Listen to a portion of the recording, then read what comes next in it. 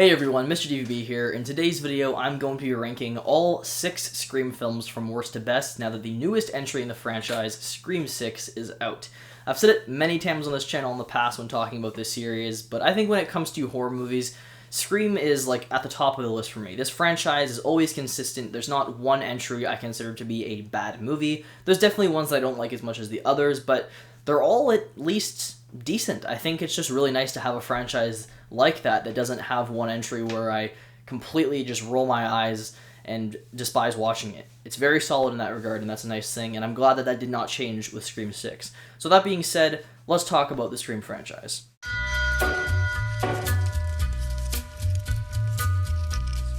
So coming in last place for me is going to be Scream 3. This tends to be the least favorite for most people, and it makes sense why. I think Scream 3, while it still has some enjoyable aspects, it does go a little too over the top at times and a little too meta for me, and I also think it just has by far one of the weakest third acts in the franchise. A lot of people don't like the whole Roman twist.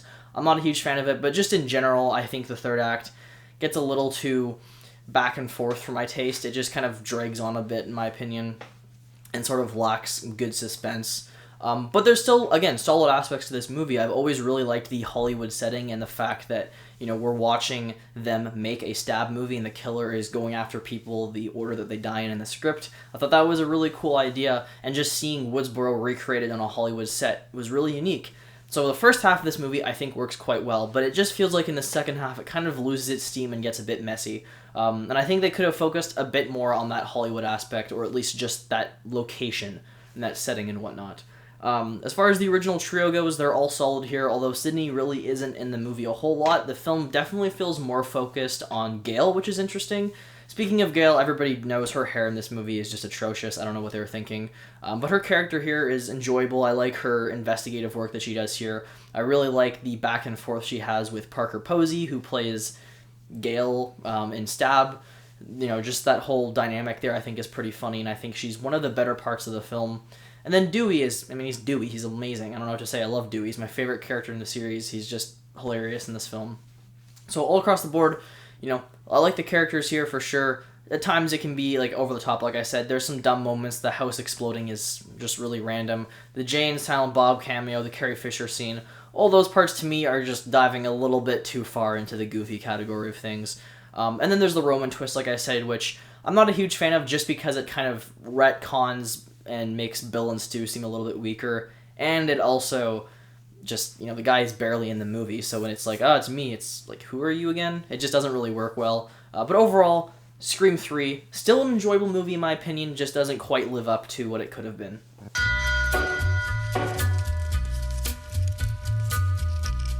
Moving into 5th place for me is going to be Scream 2. This might be a bit of a controversial take. My ranking on this franchise changes all the time, right? Because I watch these movies a lot. I love them. Sometimes Scream 2, is in the top 3 on my list. It always changes. So at the time of this recording, it is in 5th place. I still enjoy Scream 2, but I've got some issues with it. I'll talk about the positive stuff first. I like the setting. I think the university or college setting is a pretty cool idea. I like the characters in the movie. I think some of the new additions to the cast are solid. I like the kills. I think it's better and a bit more creative than the first movie was when it comes to the kills. For example, that one police officer who gets the piece of metal through his eye when they crash. That's a pretty great kill.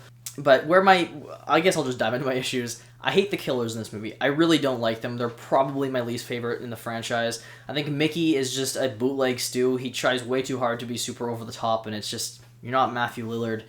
Don't do it. Doesn't work. And then Mrs. Loomis, well, it's a decent twist. I just don't really care for her as a character. I don't think she's that great.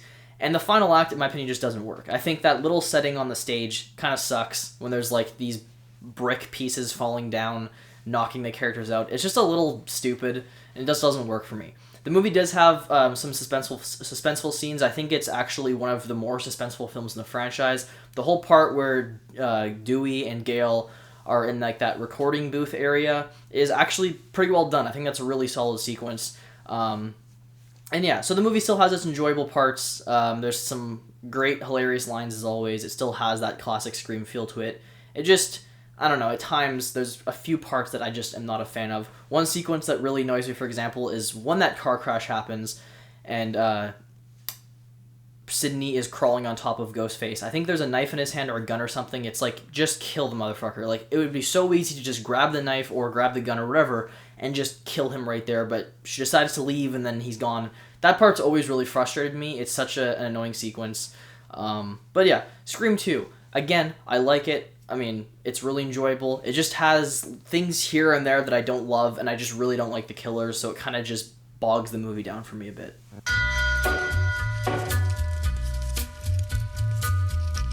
Moving into fourth place is going to be Scream 4. Scream 4, in my opinion, is a really good movie, especially when you consider the fact that it is a return to this franchise 11 years after the previous installment, which was initially supposed to be the last one in the series. So it's kind of one of those things where you really need to come back to this franchise. Is it worth it? And I think Scream 4 answers that question, and the answer is a yes. I think it was worth returning to the franchise, and I think they did a really good job, bringing back the original cast and giving them a new, interesting story to work with. I really like the way this movie deals with kind of like remakes and everything at the time. I think it has one of the best killers in the franchise with Jill, who I think is pretty hilarious. That whole sequence where she's just self-injuring herself is pretty great. Her motivations, I think, are solid. Just wanting to be the new star of the family and everything. I like that sequence. And it's a fun movie. It's got good kills. It's one of the more violent films in the series for sure. Especially there's that one death where there's just like the girl's intestines are hanging out and there's blood all over the walls and everything.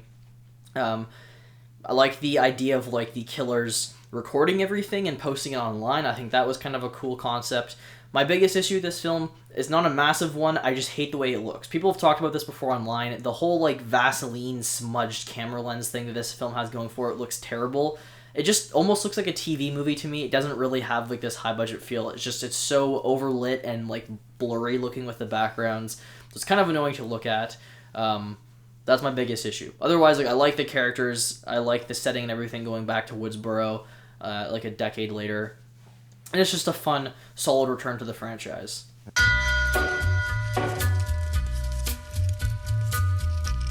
Moving into third place for me is going to be Scream 2022.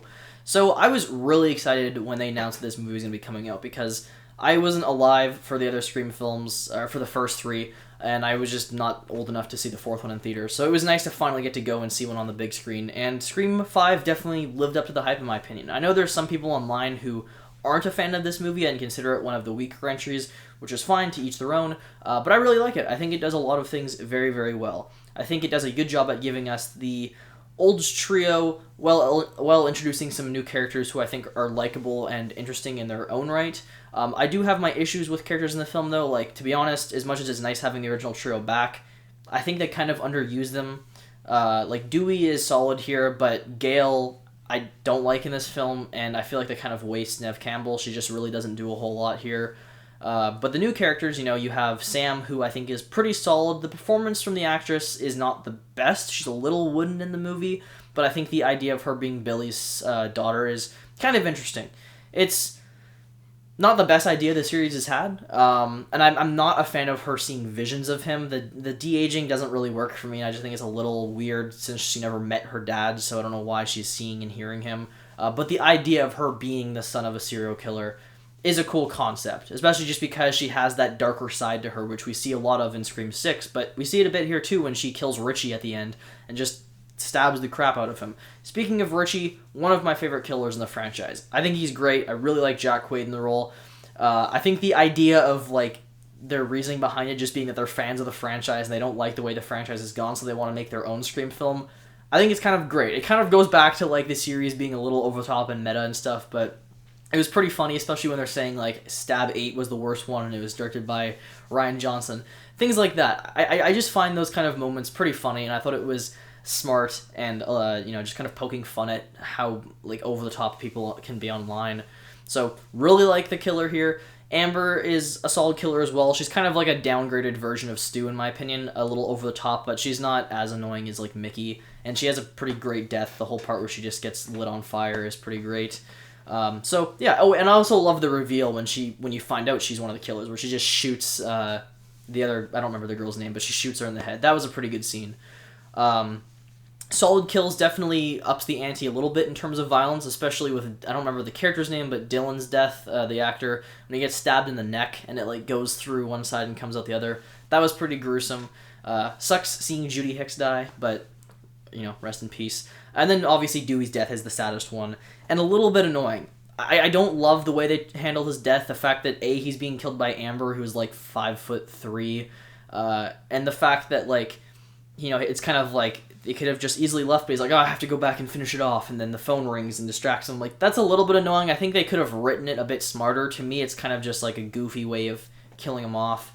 But it does suck seeing Dewey go. Wish there was one last scene with him, Sydney, but unfortunately there isn't. But still, overall, Scream 5, really like it. I think it's quite a fun film.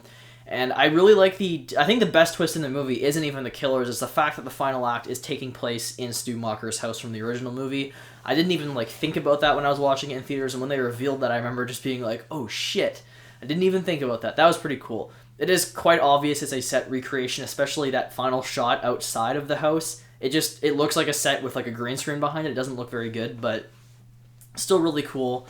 And yeah, I'm talking a lot about this movie. I enjoyed it. I think Scream 5 is really good.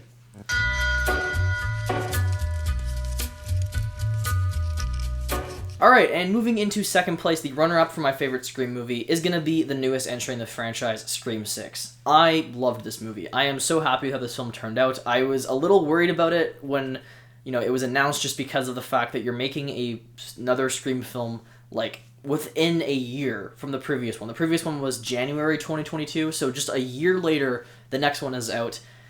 And that's not uncommon for slasher franchises, especially if you go back to the 80s and 90s, but when you look at those franchises, they usually were shit movies. So I was definitely a bit concerned for Scream 6, but the reviews came out and they were all really positive. Some people saying it was their favorite in the since the original, and that's exactly how it turned out for me. I thought this movie was excellent, and definitely a change of pace for the Scream franchise, because this is by far the creepiest one yet and the most intense. It was edge of your seat exciting the entire time. My heart was pounding during multiple scenes. I was constantly thinking to myself, who's gonna die next? It could be anybody, right? It really felt like all bets were off in this one. They've said that in other movies, but the trio always survives, and here I genuinely just thought to myself, who the fuck's gonna die? I don't know. And then the rest of the movie, I just really loved the whole aspect of following this Ghostface who has access to all of the previous Ghostface masks and is just leaving them behind at these crime scenes. I thought that was really, really cool, and just a really smart way of doing it. I like how people in public think, when they see Sam, they think that she's actually behind everything that happened in Scream 5, and that Richie and Amber were innocent. I thought that was a really cool concept, and so just having to deal with that. All of this stuff was just really, really cool. And like I said, the movie also is just super intense. There's tons of great sequences. That convenience store sequence was great. There's this one sequence on a train where the lights are flickering and Ghostface goes after Mindy, which I thought was excellent as well. Just tons of exciting scenes. And then the ladder scene was crazy. That scene was so edge of your seat. So they just do an awesome, awesome job with all of the suspense and thrills and stuff here. And then there's the Ghostface reveal, which I've heard some people online complain about. I actually liked it personally. So this movie has three Ghostfaces. Technically 4 if you consider the opening one. But yeah, we have 3 Ghostfaces here. We have Detective Bailey, who is actually Kirsch because he is the father of Richie. And then we have Richie's brother and Richie's sister, which I thought was a cool twist personally. It's very much so like Scream 2, but it just worked better for me here because this film is so constantly referring to the events of Scream 5 and everything, and Richie's phone is calling Sam and everything. So for me, I don't know, it just worked better. I felt in Scream 2 that twist didn't work quite as well. Here I thought it did work for me personally. Were they the most memorable Ghostfaces? No. I think the dad, Detective Bailey or whatever, I think he was the most memorable out of the 3 by far. The 2 kids, I could care less about them, to be honest. I did think their deaths were good, not the girls much, but the son, where he just gets stabbed in his throat and then it's twisted, or in his mouth, I should say, and then he gets the TV, the Stu Macher TV chucked at his head. I thought that was pretty great.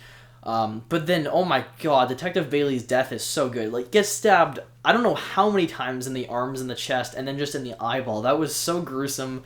I loved it. So Yeah, the final act I thought was great personally. I actually liked that setting in like the Ghostface Shrine area. I thought it worked very, very well. So the more I talk about this movie, the more I love it, and the more I want to see it again. I thought Scream 6 was excellent. It's just a super fun, super thrilling, entertaining movie. Yada yada. So bring on Scream 7. I want there to be another one, and I am there day one to see it. But yeah, Scream 6, loved it a lot.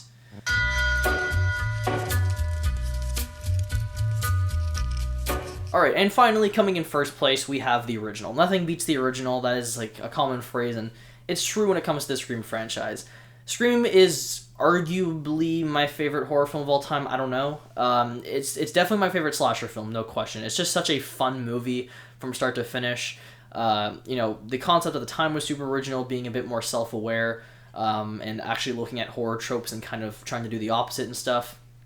So it's just filled with really funny moments and references and stuff. But at the heart of it, you got great characters. Sidney Prescott, my favorite final girl in a horror franchise, easily. She's just such a great character. Neve Campbell's great in the role.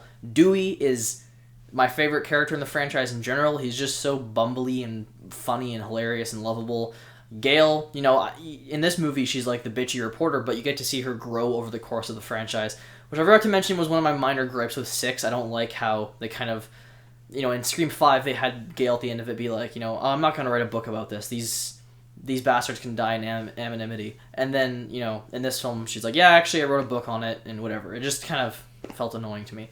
But, seeing her growth over the series. And then the killers. Billy Loomis is great. And then you have Stu Macher, who's my personal favorite just because of how goddamn over-the-top and hilarious he is. I know I complained about with the over-topness with some of the other characters, but it's because they just don't come close to, nailing it like Matthew Lillard does. And maybe it's because I love Scooby-Doo and I grew up watching the live-action Scooby-Doos and everything, so there's just also that enjoyment from it. But, nothing beats Stu Macher for me and his hilarious lines. He's just so funny. So all that stuff's great. And then, you have a great setting. The entire second half of this movie, almost the whole hour of it, is set in Stu Macher's house. And where that bothers me a bit in some of the other entries in the franchise, like a Scream 3, for example, in the mansion, I didn't like that. Here, I never think about it. I think Stu Macher's house is a great setting, and that entire third act is just really well put together. So it's a super well-paced movie, super funny, great characters, and just, for what it was at the time, very original and exciting, and it spawned what is my favorite horror franchise in existence. So there you have it, folks. That is my ranking of all 6 Scream movies from worst to best. Let me know what your ranking is down below. I may or may not do a video ranking, the Ghostface killers. I think that would be kind of an interesting one to do. So, keep around, or I don't know what you want to call it, but stay in touch. I don't know. Just look at my channel. Maybe I'll upload that. You'll see. But yeah, there you have it. Scream franchise. Thank you all for watching this, and I'll see you next time.